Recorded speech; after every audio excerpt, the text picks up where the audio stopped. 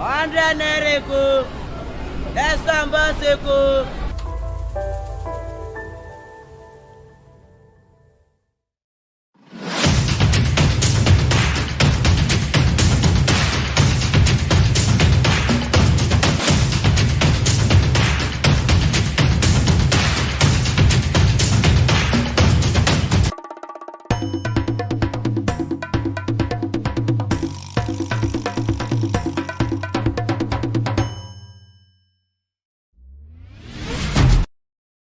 Viewers, you're welcome to the program Lagos This Morning, where we discuss news updates in Lagos State and also across the Federation. I am Olajide Taufik Olamide. I am Adeni Adela. Welcome to Lagos This Morning. Alright, let's go straight into the headlines for the day. Ohaneze kicks against stolen second Niger Bridge. Why Lagos has many uncollected PVCs? INEC.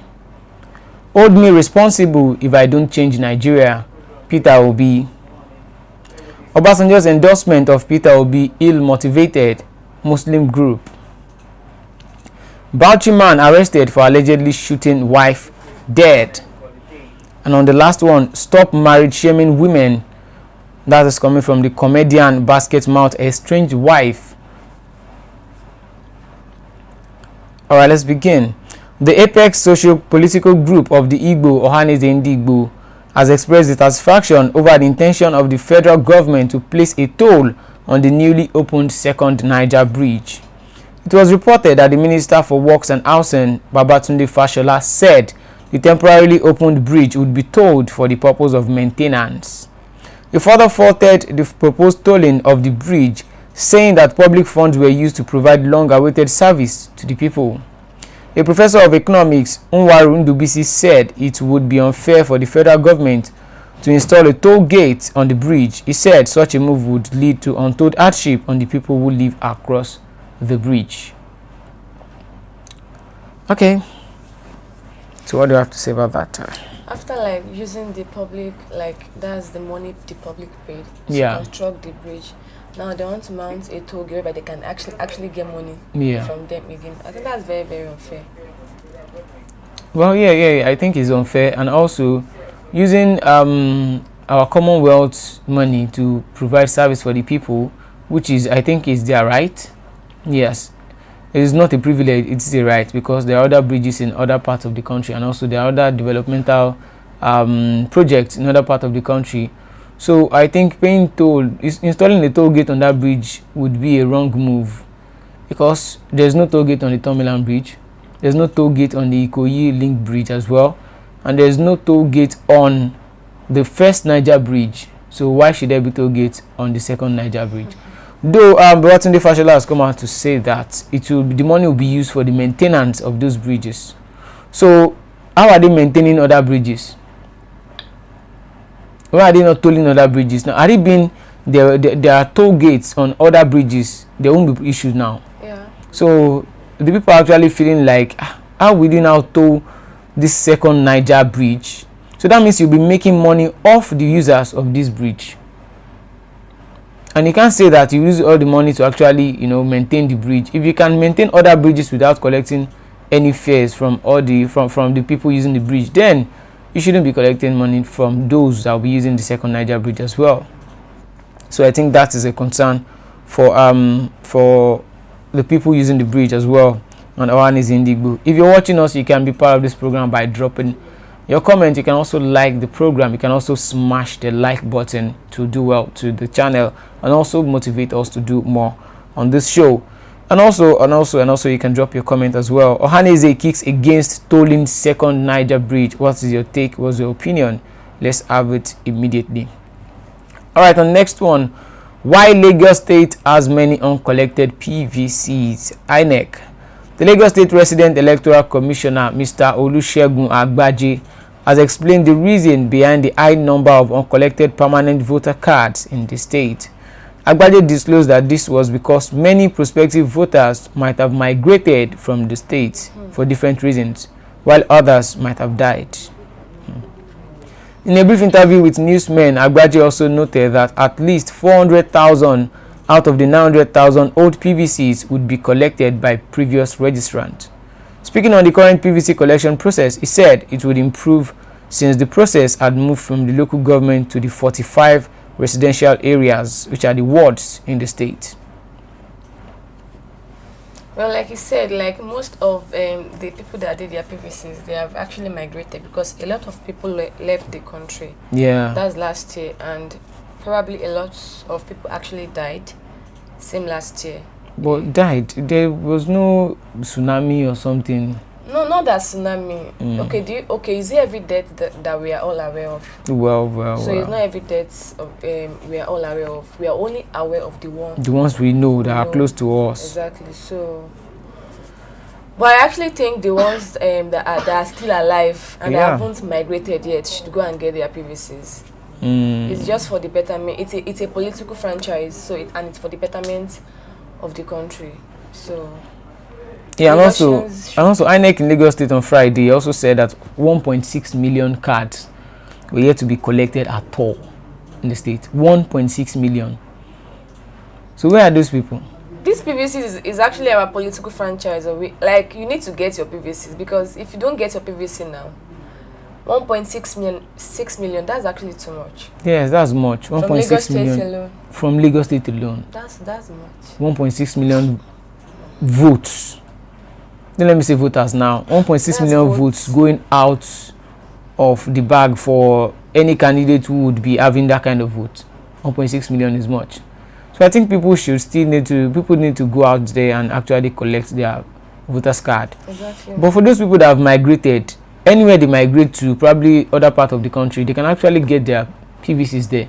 I think if they do, they go to the INEC registration centers and say, okay, I've migrated from Lagos to probably the north or the eastern part of Nigeria, maybe they can do something about it and also give them their PVC there. Maybe these people are actually part of the 1.6 million. And even some, if they say some have actually traveled out of the country, how many Nigerians have traveled out? Is it up to 1 million? Within the space of November, December, then January now.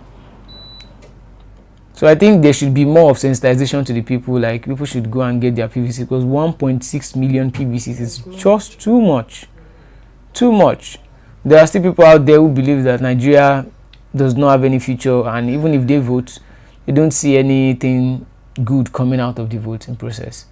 And also some people believe that to still be the normal business like it used to be, business of selling votes and also doing stuff like that.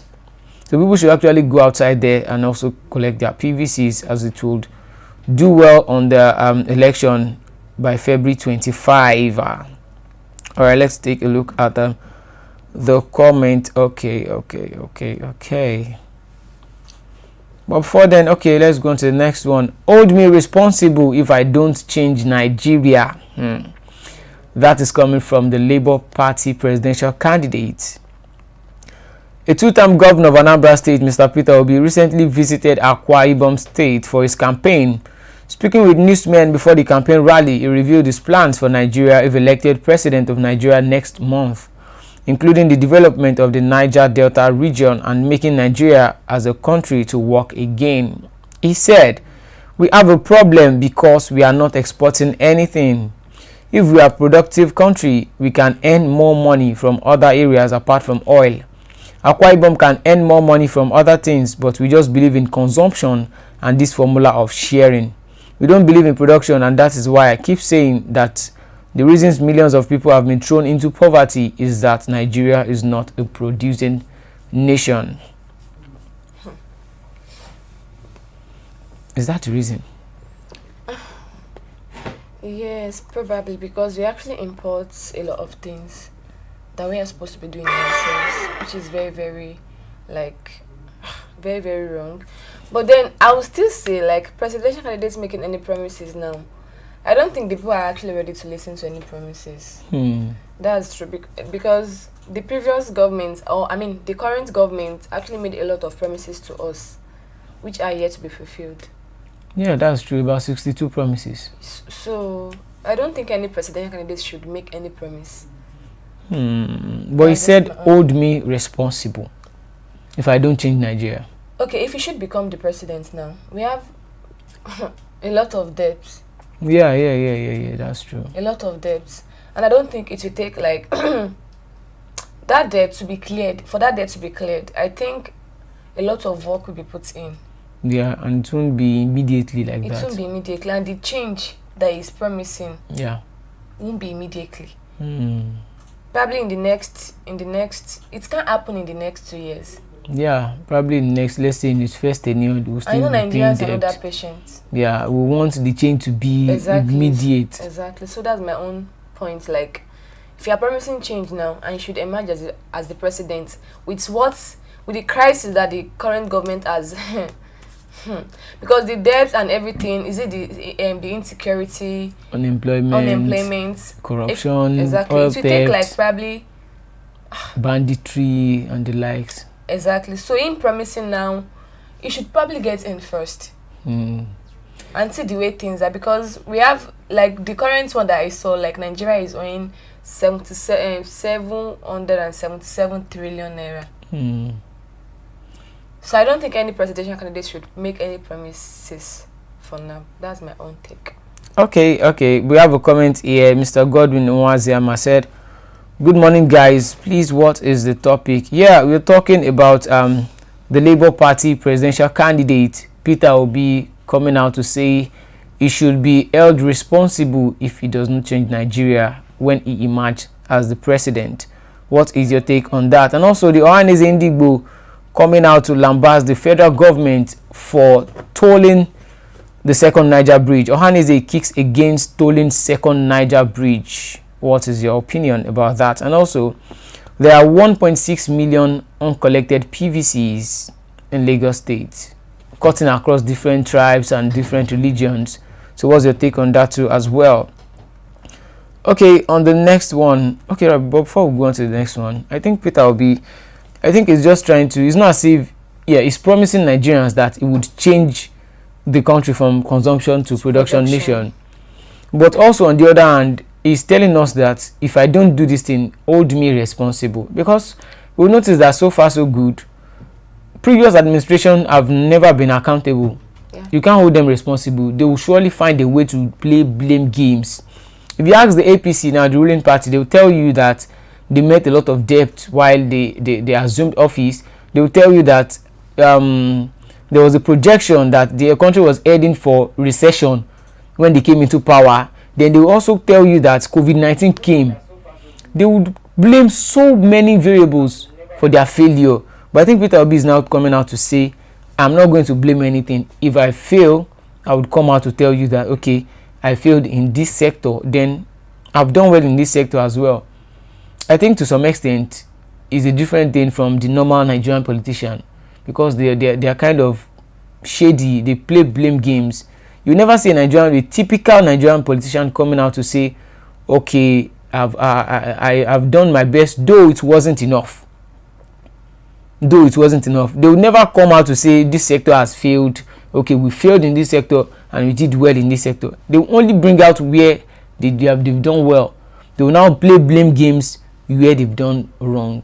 I think he's actually on the right path. I think Nigeria so far now, it's not as if we are clamoring to get an angel to fall down from the sky, or a Jesus Christ or a Prophet Muhammad sallallahu alaihi wasallam. No, just want someone who is accountable, someone who is ready to serve, someone who is truthful to say, okay, I've done well in this place. Look at this sector. Probably, okay, let's say oil sector is just generating only 10% of our GDP. Probably, let's say if he emerges as the next president and he increases it to probably 15 to 20%, he'll say, okay, I've done well in this one, but this sector is still lacking behind. We've not really done well in this sector. I think it's just about the truthfulness in the speech. It's not really about the promise I'm seeing from my perspective. I think it's about the truthfulness and the accountability. Okay, on the next one, Tinubu lacks moral standing to reform Yahoo boys. Atiku. Given the controversy surrounding his personal life, which are yet to be clarified, the presidential candidate of the APC, Bola Tinubu, has no moral standing to reform those he referred to as Yahoo boys in Edo State. The camp of the PDP, Atiku Abubakar, said that the former Lagos State governor promised to reform Yahoo boys during a campaign stop in Benin City, the Edo State capital, on Thursday. But in a reaction to his remark, a statement issued on Friday by Frank Shuaibu, the special assistant on public communication to Atiku Abubakar, said, in quote, Tinubu should hide his face in shame rather than try to pontificate about morality. How can he even be talking about reforming the Yahoo boys in Edo State, given his dark past with U.S. authorities? Now he's telling him to, first of all, remove the log in his eyes before removing the shade in another person's eyes. What do you feel about reforming Yahoo guys? Can Yahoo guys be reformed? It's not someone that wants to be reformed that they will reform. And how would they even like get to them to reform them? Yes, I like how will he get to them to reform them? He said it would reform them and it would actually make them, it would create an industry for them whereby they would be technology expert or something like that. That was what he said. But what I see is that you can't just say you want to reform Yahoo guys or something. You need to go into the origin. What brought about internet fraud? I could remember, okay, don't let me say I could remember because I was not alive then. But I was told that there was a time where the Naira was stronger than the dollar. Was there internet fraud then? Then there was no internet. But there was all this 419, normal scam and everything. It is everywhere across the face of the earth. Regardless of any country, even in the US, the UK, there is fraud normally. But when we talk about internet fraud in Nigeria here, I think the exchange rate is a leading factor, is a big factor when it comes to internet fraud. Also, when we look at it critically, all these Yahoo guys, they tend to focus on countries like the US, like the UK. And if you check the black markets now, from 1 naira to $1 is about 750 plus. Then the pounds is above 800. So they look at a rate whereby when they, okay, let's say a Yahoo guy now collects $1,000. Changing it to Nigeria's currency, changing it to Naira, that would be about 750,000 Naira. Or pounds, 1,000 pounds, that would be 800 plus. So that is a motivation for them. And they feel like, okay, it's just like bringing it down to the Naira now. If you give me 1,000 Naira, it's still 1,000 Naira. If you take 1,000 Naira to US now, in fact, it will even be less than $2. So it doesn't make sense. So that is why any internet fraudster that is in the US, that's based in the US, or that is in the US, a United States of America citizen, won't want to be doing that to a Nigerian, because even if you ask for $1 million Naira, converting it to the US dollar, it will just be less than. See, it doesn't make sense. But looking at it from the Nigerian perspective, I think if the government work on the economy, then the rate of Yahoo guys would reduce. Exactly. Because let's say the Naira now is just about, let's say 50 Naira to $1. So you'll be like, okay, if you collect $1,000, that would be like 50,000 Naira, and you feel like, okay, if you have a decent work you're doing, if you have a decent job, or if you have a business you are running, that is sure, it's very, very sure. There are businesses that can give you 50k in just a day. In just a day, it will give you 50k. Or probably if you have a skill that can give you 50k in just 1 week. So the person might feel like, okay, instead of wasting my time on the net looking for someone to defraud, why don't I just focus on my skill, or just learn a kind of good skill whereby I can just monetize it, then make a good living for myself. So if they keep devaluing the Naira, then I think the government should just build so many cells, because you'll be arresting a lot and millions of Yahoo guys. If they don't work on the economy, they can't clamp down on Yahoo guys, it would not work. I've been a victim before. So it's not as if probably someone will say because maybe I'm into internet fraud or something. I'm not into one. I've been a victim, and it was a bad experience for me.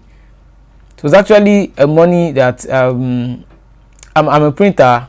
Normally that's my skill. I learned printing, so I got a contract from someone. Immediately the money entered my account. So I was having issues with withdrawing the money, so I wanted to transfer the money. And I went online on Twitter to actually to UBA's what's it called, platform on Twitter page. Then I dropped comment there and the likes. So I was just angry, so I didn't even get something like that. So a particular UBA Twitter handle like that, unknowingly to me that it was a scam handle, now messaged me that I should message this number. They were not talking to me like a customer care agent. So would I say foolish me or the stupid me? I dropped my details for them, only for me to see alerts. Piam. They wiped your money. They didn't even wipe everything. If you see the speed I took to the bank that day, they wiped more than half of the money. Jeez. See, it was a bad experience, but on the other hand, you don't solve problems with emotions, we solve them with solutions. So if the government work on the economy first, if the naira rate to the dollar is low, then it would there will be no motivation for these Yahoo guys out there.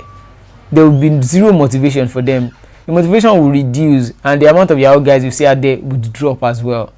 So people will start create an alternative for them. Let there be paying jobs, good ones, paying jobs. Let there be factories whereby people can just easily walk in there and they can work. Even if it can be hourly pay, it will be a very good thing. Because now, why are people migrating to the US and the UK? They are being paid per hour there. Exactly. But in Nigeria, you have to wait for 30 days before you get paid. If you now break down your salary, like, okay, how much am I earning per hour? Transportation fee. How much am I earning per day? You now break it down to the hours of your work. If you convert it to dollars, you will even cry. You will just burst in tears. Because see, that's just the way it is in Nigeria now. That's just the way it is. So the government they just need to work on the economy.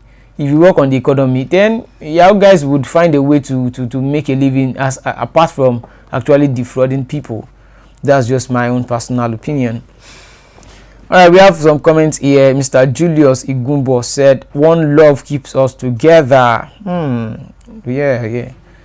Yeah, one love keeps us together, but when a part of the country is feeling sidelined, I don't think that is one love anymore. There's no love when all part of the country is not being carried along. When some people are saying that the Southeasterners are not ripe yet to be president or something, I don't think one love is keeping us together, because there are agitations even from the West. Yeah. Some people are agitating for Yoruba nation, some people are agitating for Biafra nation. So I can't even see the love, whereby the ruling class is against the masses. They are teaming up against, dividing us along so many lines, religious lines, ethnic lines, and the likes. I'm not seeing any love. I'm not seeing the love, sincerely. All right, Mr. Godwin Eweziyama again said, "Why didn't the federal government toll Third Mainland Bridge?" Exactly. That is what I said earlier. If you didn't toll Third Mainland Bridge, you suspended the tolling of Ikoyi Link Bridge, then you didn't toll the first Niger Bridge. Why do you want to toll the second Niger Bridge? There will surely be problems. People would come up with probably stuff. I don't know. They said the bridge can't. The bridge is under constructed, or what did they call the words? What did they use that time? Like every load can pass. Even this is a light bridge. Okay, it's a light bridge. Yes. Probably are using the money they are going to get from the citizens to be for the maintenance of the bridge. Yeah, they said for the maintenance of the bridge. But then, if they can maintain other bridges, why can't they maintain this one? So I think something is wrong somewhere. Yeah, there will surely be reactions. People will talk. All right, for some people watching us now, thank you all for joining us on this program. This is Lagos This Morning, where we discuss about recent trending news updates in Nigeria and also across the globe entirely. All right, we've talked about series of headlines here. Tinubu lacking moral standard to reform Yahoo guys. That is coming from Atiku. And also, Ohanaeze kicks against the federal government for tolling the second Niger Bridge. What do you feel? What do you think? It has been generating reactions from Nigerians. While some people said, okay, it's okay. Majority of the people kicked against it. Because if you look at the bridges in Nigeria, none of them have been tolled. Why is it the second Niger Bridge only that you want to start tolling now? There is a lot of mixed reaction. People are seeing it from a lot of different perspectives. What do you feel? Let's have your comments. All right, let's go on to the next one. Quickly.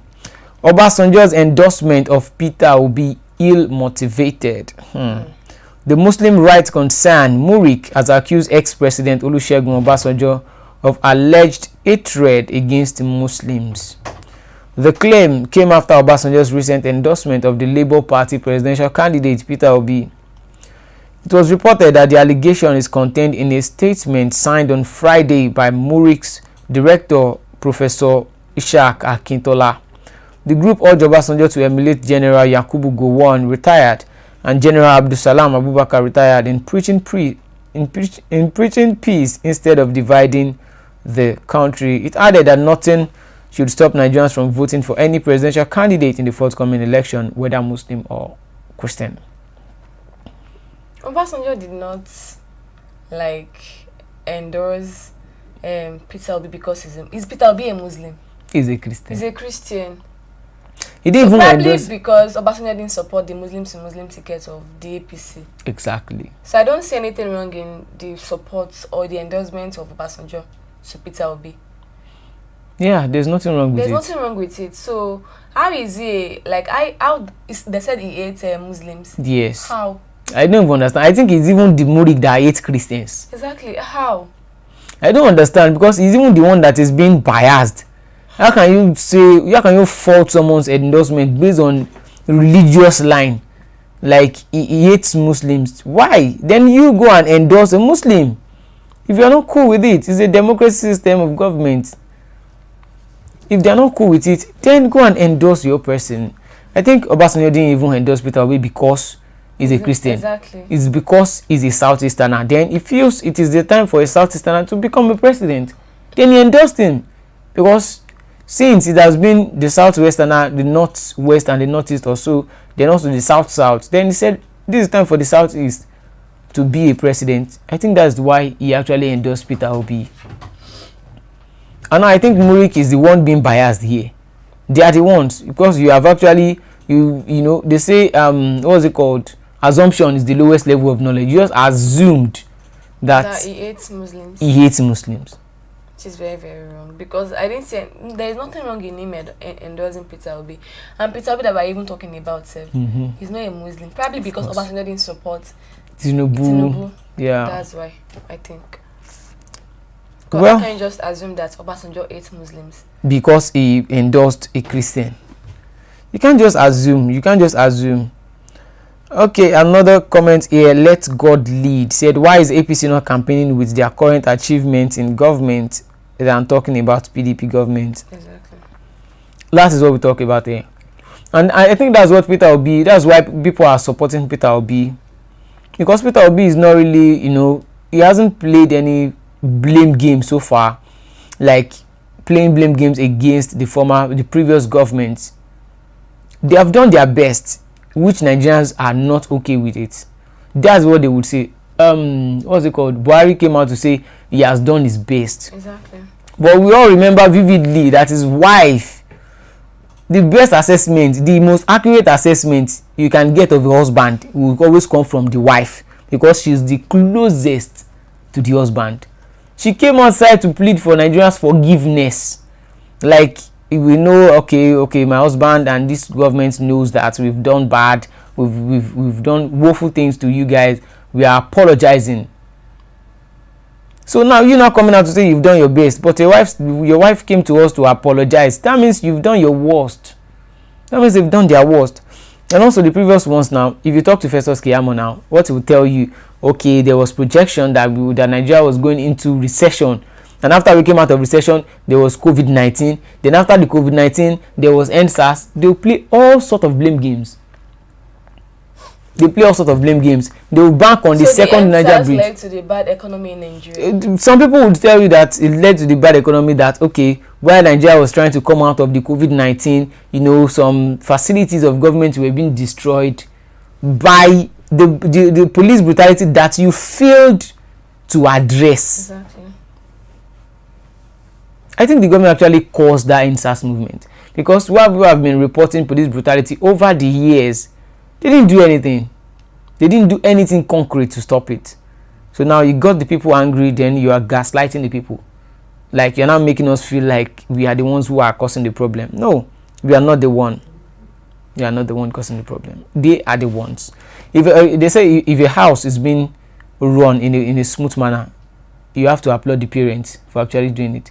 Where there is no rule, there is no sin there.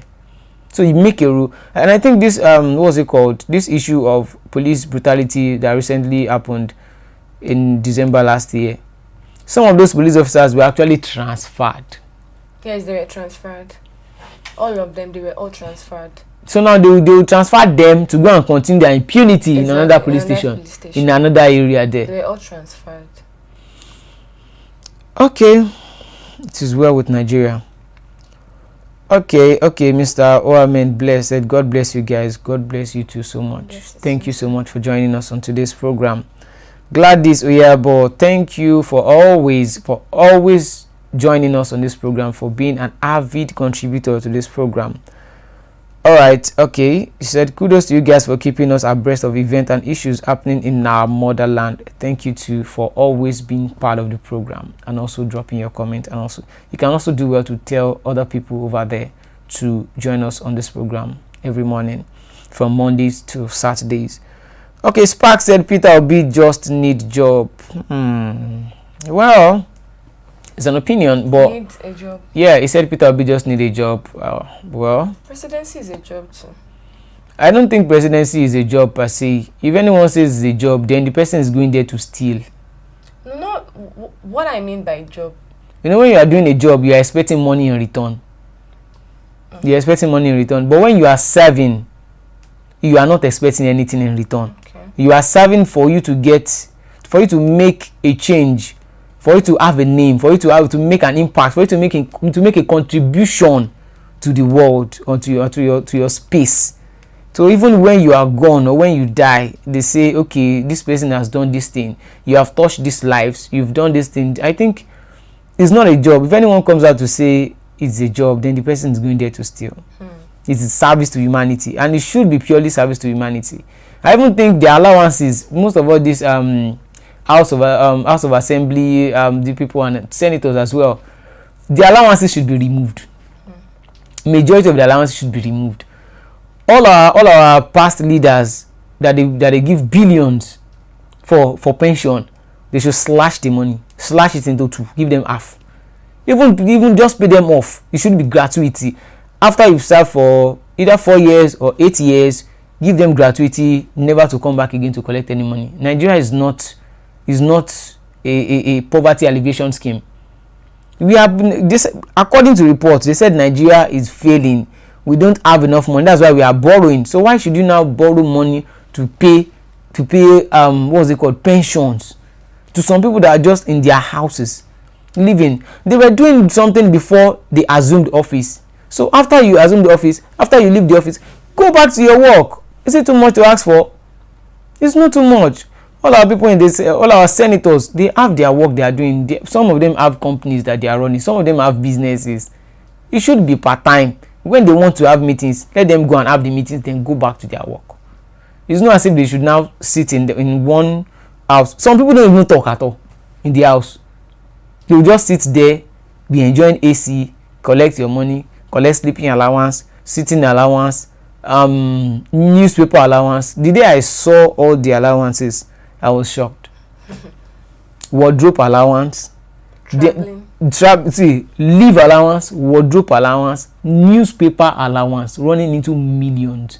Newspaper allowance, I've never heard it before. Newspaper allowance. So they're actually wasting our money.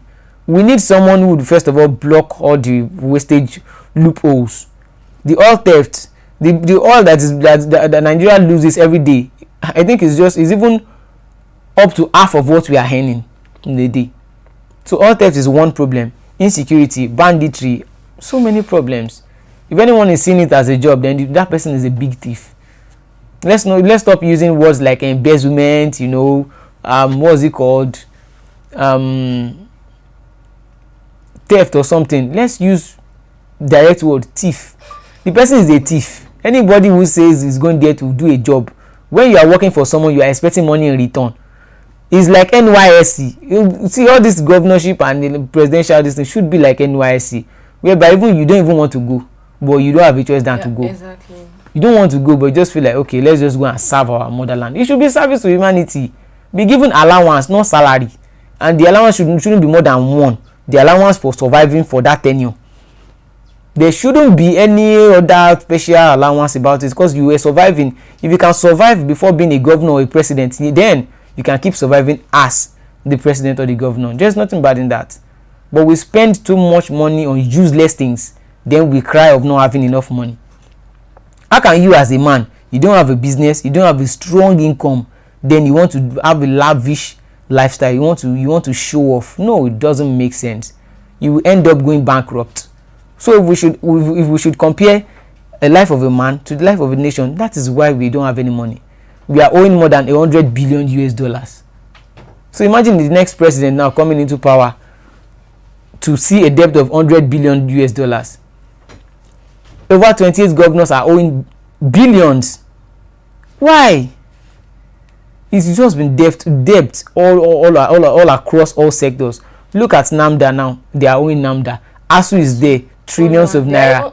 Konwa is there. So I think it should just be a service to humanity and not be seen as a job. If it's being seen as service to humanity, they should remove so many money. So many people won't be thinking about buying votes, because you can't buy vote to go and serve now. If you are going there to go and serve, you would not want to buy vote. You will feel like, I'm going there to help you guys. Why should I now beg myself to enter? If you don't want me to help you guys, I can as well go back to my house. So I think that should be the first thing. But a very good leader would need to assume that office first. Yeah. Then remove all those bad eggs and block all those loopholes. Exactly. That's just mine. Okay, Mr. Stephen Amadi said, I'm enjoying your program. Keep fit. Wow. Thank you so much. Thank you for the comment.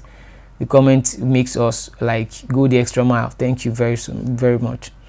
Gladys Oyabo said, all the police officers should be disciplined. They are not above the law. Exactly. They should be disciplined. I'm actually looking forward to the 30th of this month. Yeah. All be done to this man that killed Bolanle Rahim. And also, the other guy, Ibrahim. The police PR actually said he's still in detention. Why the other guy. Is he still in detention? Like, that's like a month already. Yeah. Like, of that guy. Yeah, the first guy. So why is that guy? Why is the police officer still in detention? For what? Probably after some months they will release him. No, I think by January 38th, probably both of them would actually face the law by January 38th. And they should not be nothing like life imprisonment too. No. I'm thinking of something. I think the first step, if you want police officers to be accountable, there shouldn't be police barracks. Because when they do something wrong, they run to the police barracks. Why don't they live among the people? So when they live amongst us, then you don't expect, you can't shoot someone indiscriminately outside and come back home. So when you know that your children are at home, your wife is at home, you wouldn't want anybody to harm your wife or your children. You wouldn't harm someone else's wife. Exactly. I think that's a big step first. First of all, clamp down on all barracks. There shouldn't be barracks at all. Come home to us, the masses that you are protecting, that you have sworn to protect. Even we will protect. During the lockdown, there were this 1 million boys saga and the likes. After the EndSARS or something, or before the EndSARS. Yes, after the EndSARS, there was 1 million boys, ravaging everywhere. People stood firm. People came outside to protect themselves. As at then, there were no police officers on the streets. You can't even call one and they answer you. Even then, they were scared, even after the EndSARS. The police station close to us here, they actually blocked a section of the road leading to their police station. They blocked everywhere, even at the back, because they were scared. But all these things, if they have put some things in place, the EndSARS wouldn't even have occurred at all. Exactly. Look at this Bolanle Rahim's issue now. You transferred those officers in the station to where? Another state. To another state to continue their impunity. Had it been they are all in custody now, or you've questioned them, or you've demoted them, then the people feel like now you are working. But even the police PRO came outside to even defend them. He said something about drinking, which I think to some extent, well, I agreed with him a little bit. He said something like, because the police are actually there was I think you saw the video as well, where police officers were drinking in uniform. It's very wrong. Though he said, I don't believe we're not putting on uniform. or they were not on duty, it would have been okay, and it should be in their homes. Because some people, even if you are on mufti, some people know that you're a police officer, and if you drink outside, then you start misbehaving. It's a bad image to the police force entirely. It's a bad one to the police force. I think, yeah, we have some comments here.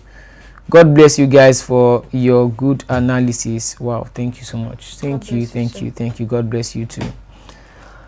Let the will of God be done in Nigeria election this year. That is from Mr. Godwin Iweziama. Yeah, we hope the will of God will be done on the election. And the people too as well, the electorate, we hope that they would allow the will of God. Allow the will of God. Exactly. Because now, God will, I think the will of God is prevailing on the election already. Exactly. But the people have to align with the will of God. Yeah, we have to align with it. Okay. Okay, all right, let's move on quickly on to the next one.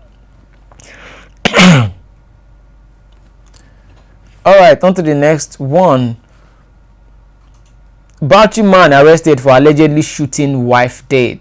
A 40-year-old man, Nuhu Usman, of Dangaga village in Bura district of Ningi local government area of Bauchi state, has allegedly shot and killed one of his two wives with a Dane gun. The suspect was said to have loaded his local gun and kept it by his side while asleep, thinking that his eldest son, who held grudges against him, would come to his room to harm him.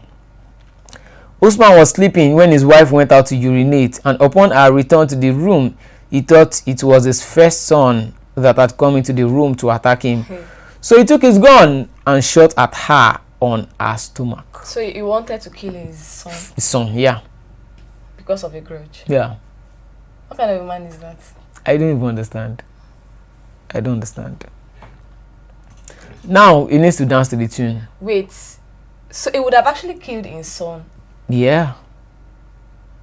So he ended up killing his wife. Wow, amazing. That's why at times, see, if you plan on harming someone, there's a proverb in Yoruba, but let me say it in English. They say if you dig a hole for your enemy, dig two holes, because you might end up falling in one. If you dig one, you might be the one that will fall inside the hole alone. Okay, let's say this man has two wives. Now he's having only one because he has killed one. Let's say he's now the son. The eldest son. Let's say his eldest son now. Let's say his mom is still alive. Then the man has killed the second wife now. That means the man has lost in two places. You didn't end up killing the son that you held grudge against. Then you've killed your own wife. I think that boils down to societal issues as well. It's just something else. It's something else. How can you keep a gun because of your son? You've held grudge against your son. Then there's no king. A gun. People are wicked, though. People are very, very wicked. The heart of man is what? Desperately wicked. Desperately wicked. Damn. Wow. Alright, on the last one here, stop marriage shaming women. That is coming from comedian Basketmouth Estranged Wife. She said, you need to understand that if a woman is not married, it's because she's probably taking her time or she hasn't met the right person, because you do not want to rush into this institution called marriage in the name of wanting to get married on time and end up rushing out, because marriage can be tough. As beautiful as it is hard work. If a woman decides that she's not ready yet, you need to let her be. Stop with the derogatory remarks.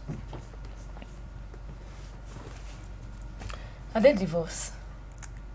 Yeah, they have separated. They are separated now. Basketman went ahead to delete the post on social media, on Instagram. So I don't know what she's trying to say. She's not a single mother. I mean, she's not a single lady. She's now. She's a baby mama. I don't even know. She's a baby mama. Yeah. From a married woman to a baby mama. To a baby mama. After it's not 12 years.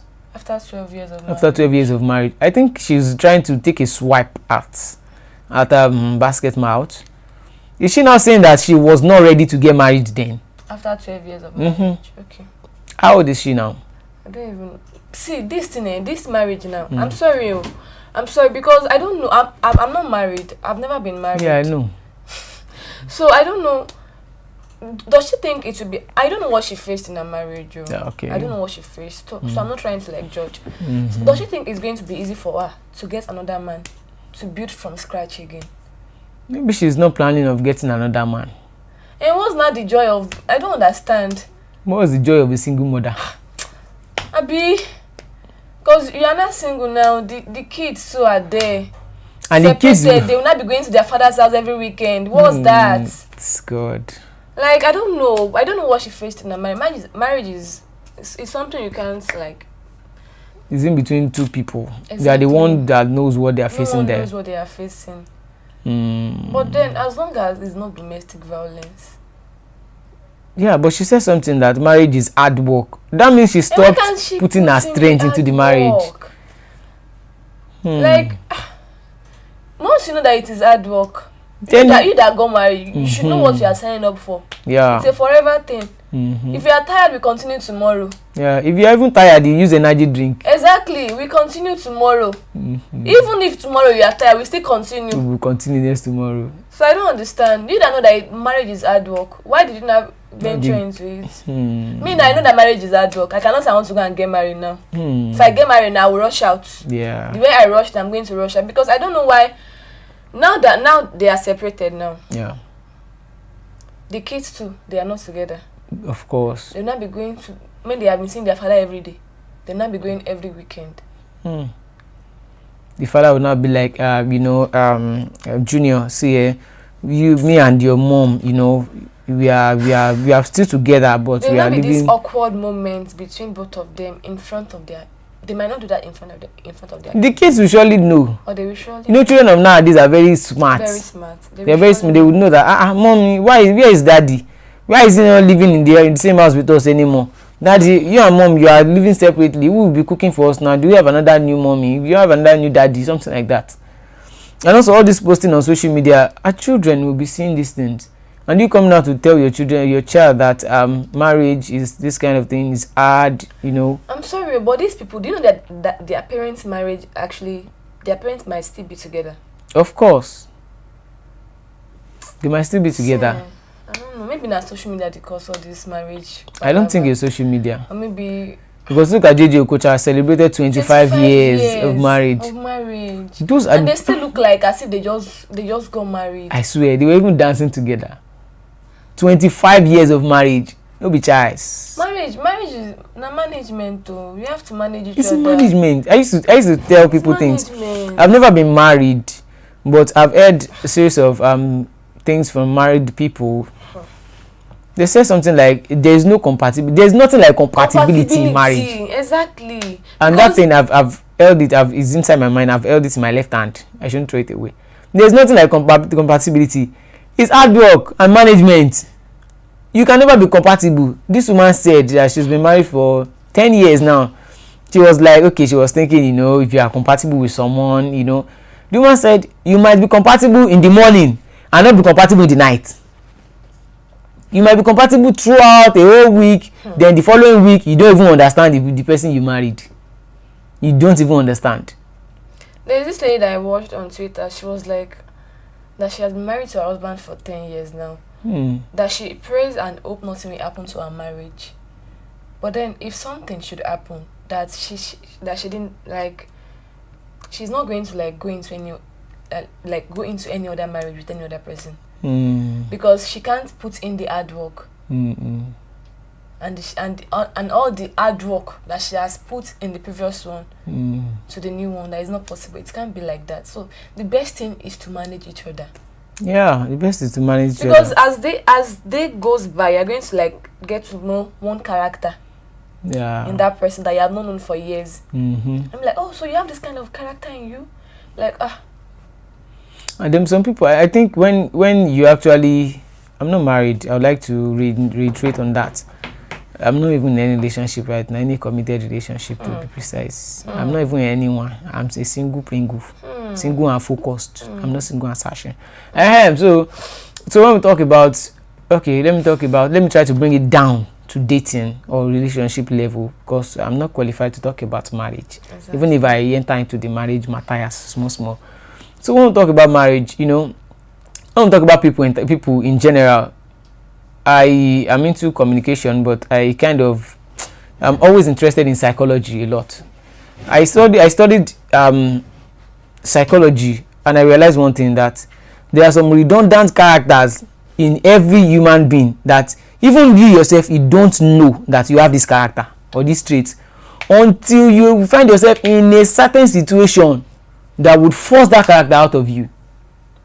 Because now look at it, before you get married, you are fending for only yourself.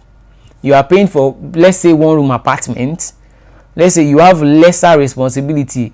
Now you got married today, you're responsible for your wife. Then your children came in, you start giving birth. Let's say you have 2 children or 3 children, you start giving birth, you're responsible for your children. I'm sick, this one is sick today, you want to pay school fees. Then your wife, your in-laws as well, they come with their own problem.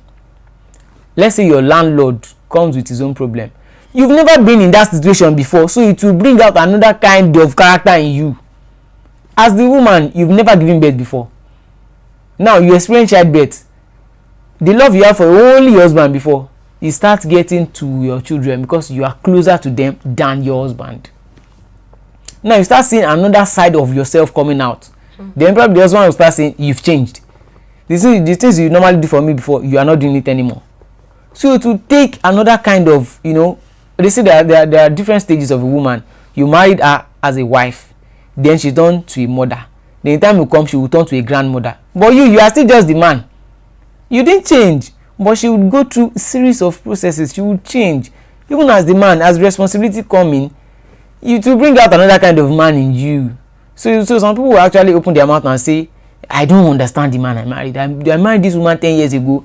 And she has given birth like 3 to 4 kids. She has responsibilities as well. She has to keep the home running, because if the home is running very well, I would like to give that credit to women. Yes, sir. If the home, like running the home, if you build a house, give the credit to the man. But it takes a woman to turn that house to a home. House is the structure, is that building. But for that home, for it to be homely, welcoming, give that credit to the woman. If the woman insists that this home will be hot, forget it as a man. There is nothing you can do.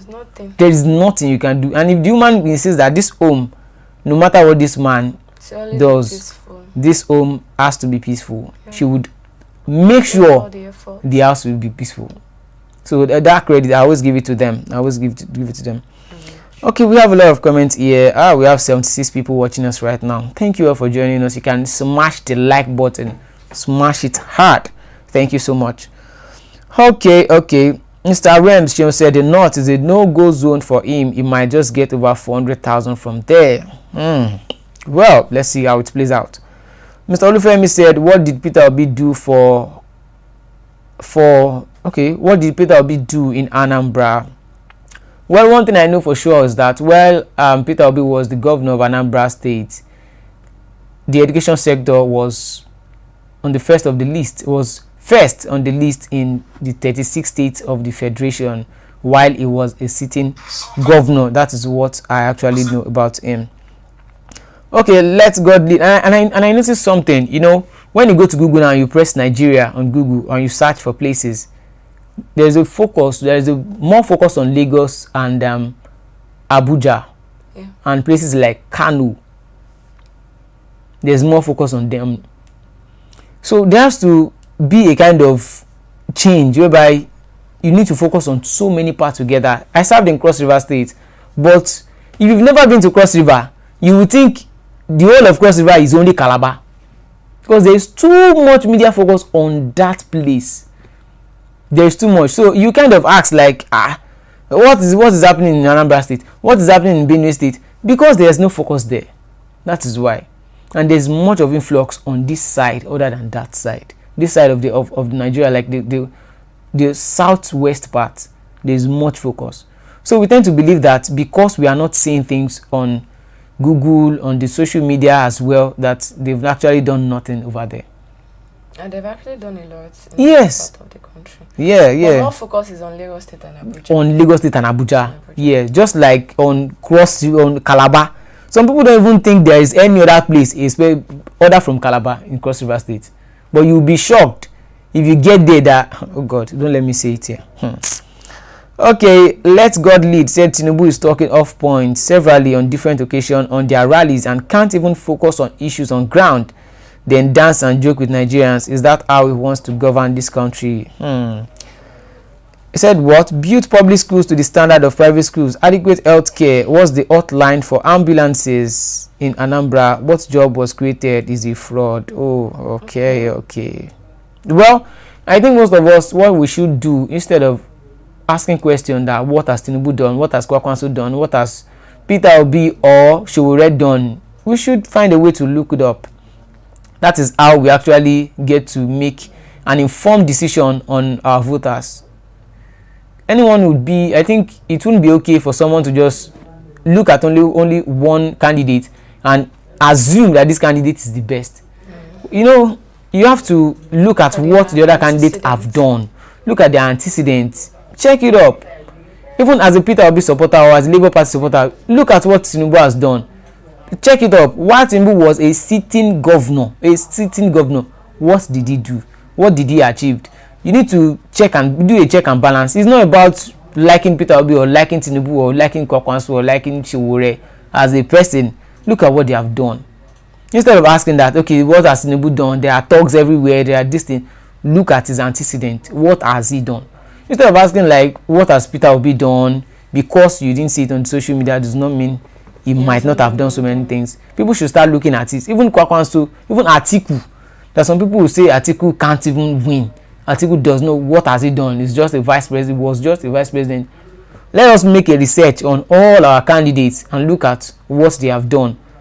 And people's comment on them actually matters. People's comment on them. Let us find a way to research more on all these things and also be able to make informed decisions. Okay, Mr. Samson Adegoa says, sincerely, this is one of the disadvantages of advanced women education, though on a lighter note. Women education. Well, yeah, he said on a lighter note. Someone said, if you are a married woman and you are not awake before 6 a.m. to like take care of the house and cook for your husband before he goes out to work and all before you also go to work, that means you are not ready for the marriage. I saw the post on Twitter. I think that man is archaic. Is all this ancient of days man. Because nowadays, if you want your wife to, you want her to wake up before 6 o'clock, bathe the children, let's say you have 4 kids, bathe the 4 kids, and you have a building, your house of your own, you are not renting any apartment, sweep the compound at the same time, cook for the children, drive them down to school, come back and prepare for our own work.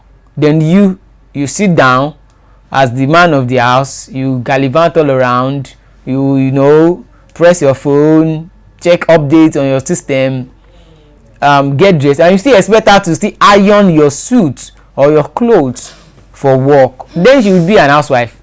She will just be a housewife. If you want her to work, then I think that's a wrong move. It's a very wrong move.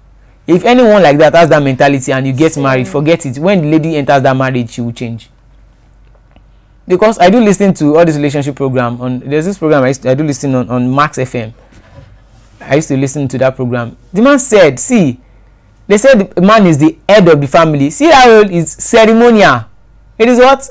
Ceremonial position. It is not like chief of army staff, where you order your troops, they should go into Boko Haram's den. It is not like that. It is a ceremonial. It takes two to tango. While you were getting married to her, she was not behind you, she was beside you. You didn't use rope to drag her to the altar or something, or what was it called? She was beside you. So this is like a partnership. Let's say she's cooking or she's preparing for other things. As a man, there's nothing that says that you can't say, oh yeah, Junior, enter that bedroom, bait 1 or 2. Assist. Marriage. Assist. Work hand in glove, hand in hand.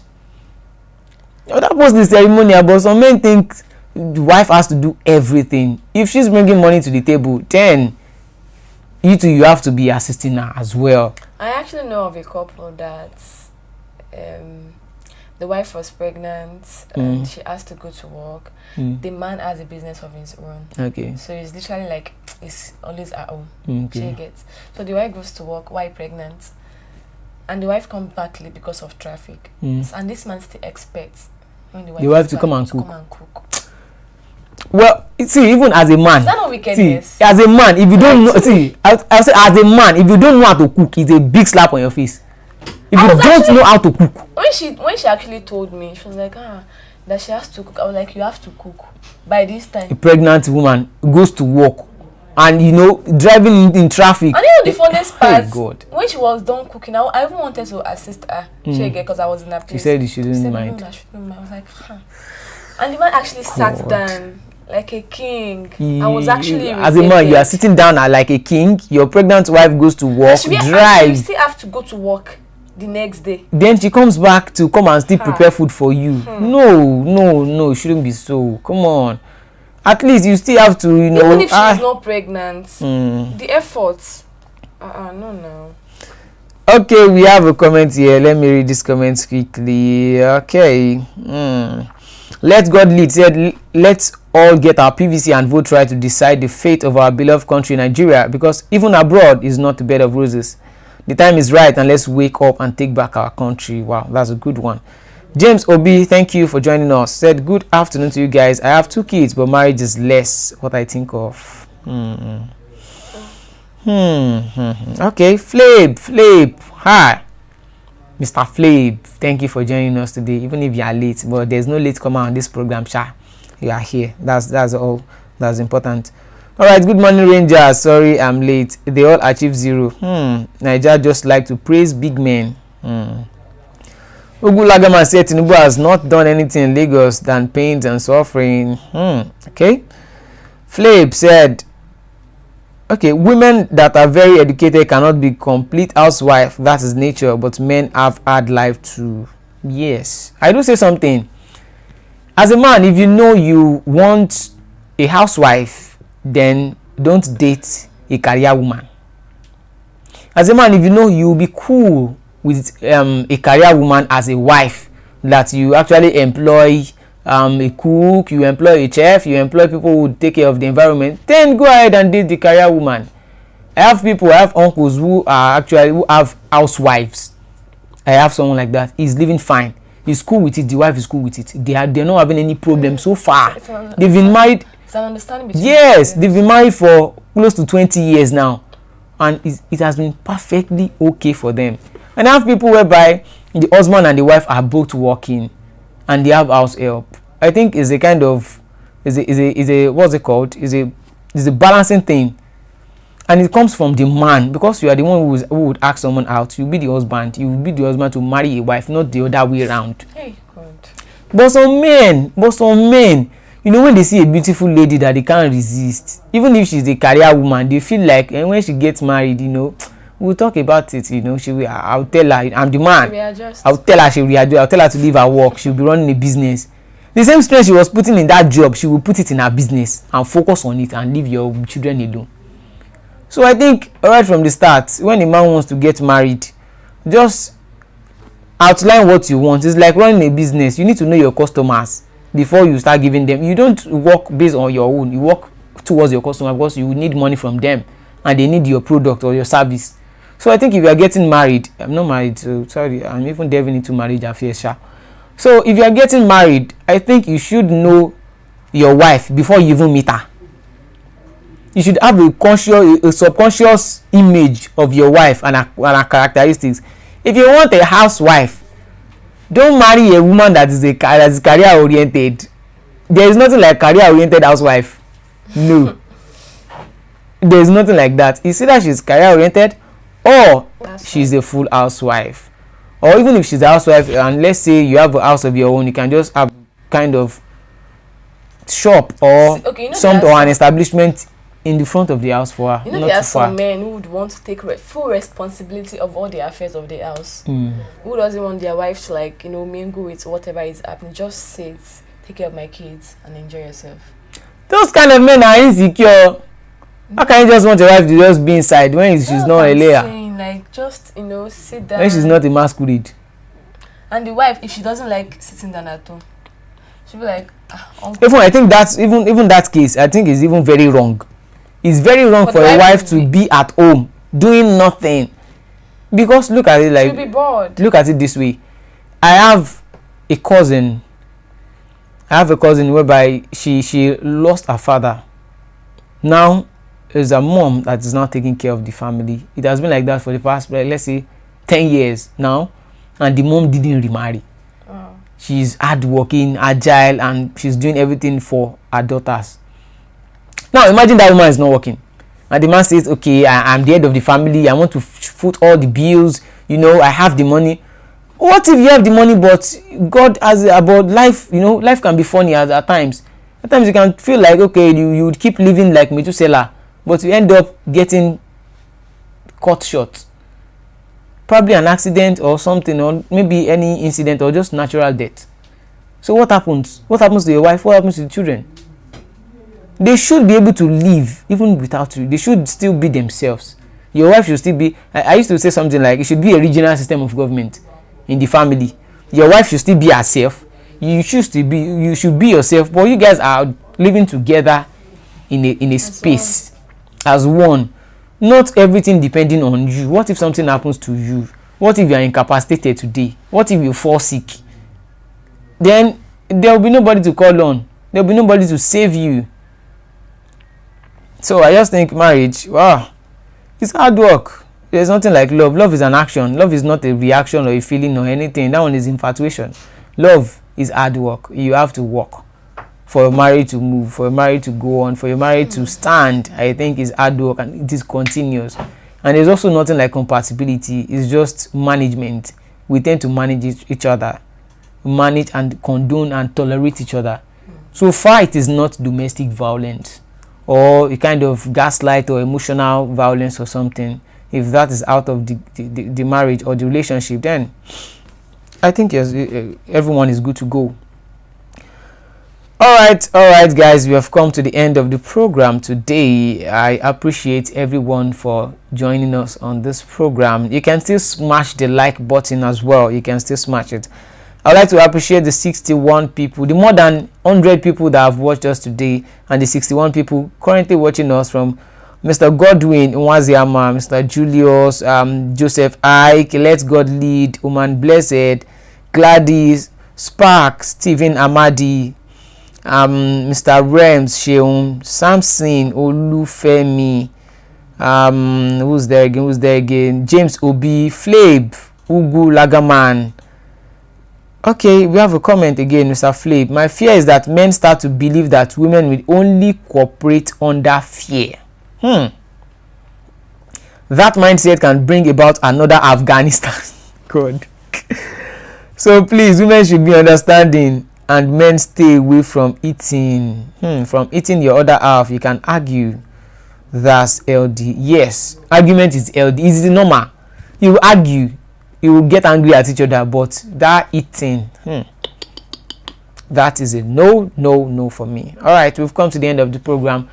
Today, it will come your way again tomorrow for another exciting edition of Lagos This Morning. You can do well to like and also subscribe. Hit the subscribe button, so every time we come online you get a notification. You can hit the subscribe button to get a notification every time we are online on any program. And also you can do well to join Christian Chuku on the next program, by standards. Till we see you again tomorrow. Bye for now. Have a nice day. Have a nice day. Bye. 100 naira ko, Esamba seko.